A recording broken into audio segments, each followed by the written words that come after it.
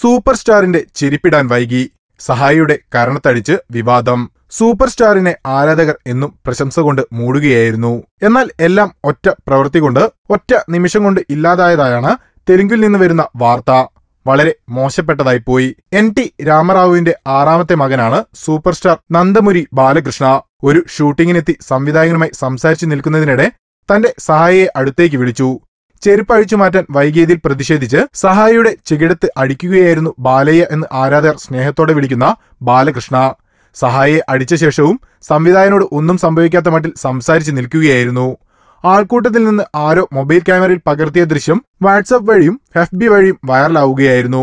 അവിടെ തല്ലുകൊള്ളുന്നതൊന്നും വലിയ വിഷയമല്ലാത്ത കാര്യമാണെന്നാണ് സഹായി പറയുന്നത്. തല്ലിയത് ദൈവമാണ്, അതിന് തല്ലിയെന്ന് ആരാ പറയുന്നത്? ഒന്ന് തലോടിയതാണെന്നും സഹായി പറയുന്നു. എന്തായാലും സൂപ്പർ സ്റ്റാർ ബാലകൃഷ്ണ, സഹായിയും ഒരു മനുഷ്യനാണ്. Film court.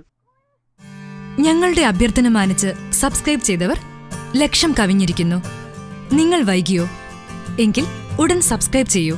Film court.